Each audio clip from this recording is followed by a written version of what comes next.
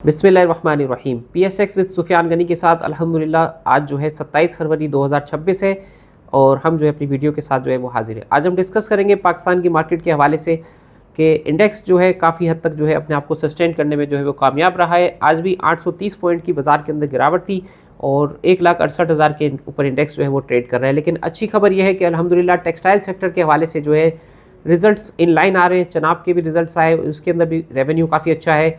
ANL के अंदर भी जो है काफ़ी अच्छी जो है वो ग्रोथ नज़र आ रही है। 66 पैसे की क्वार्टर में अर्निंग आपको नज़र आ रही है और निशात मिल का रिजल्ट भी बहुत अच्छा आया है और क्रिसन टेक्सटाइल मिल भी जो है प्रॉफिट के अंदर जो है इनकी अर्निंग आई है। लास्ट ईयर जो है इनके लॉसेस थे, तो ये गवर्नमेंट की तरफ से जो बिजली के ऊपर जो टैरिफ के ऊपर गवर्नमेंट ने जो है रिड्यूस किया है, उसकी वजह से जो है ये काफ़ी जो है हमारी टेक्सटाइल इंडस्ट्री जो है कम्पिटिटिव बन गई है और आगे फर्दर क्वार्टर के अंदर इनके जो रिजल्ट्स आएंगे वो भी जो है इंशाल्लाह जो है वो बेहतरी की तरफ होंगे। तो इंडस्ट्री के शेयर्स के ऊपर फोकस करना चाहिए। नेक्स्ट जो हमारा क्वार्टर होगा उसके अंदर जो है वो जैसे ANL है, क्रिसन टेक्सटाइल है, निशात मिल है और इसके साथ जो है छोटी टेक्सटाइल में MTEX है और जो है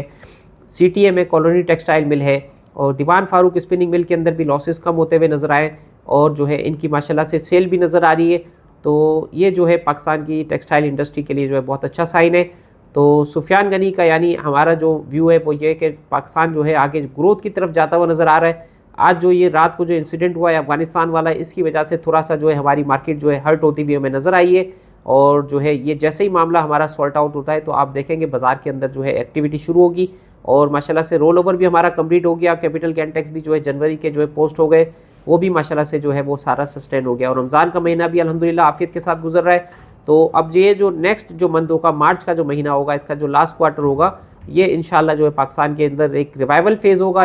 पाकिस्तान की स्टॉक मार्केट के लिए खास करके।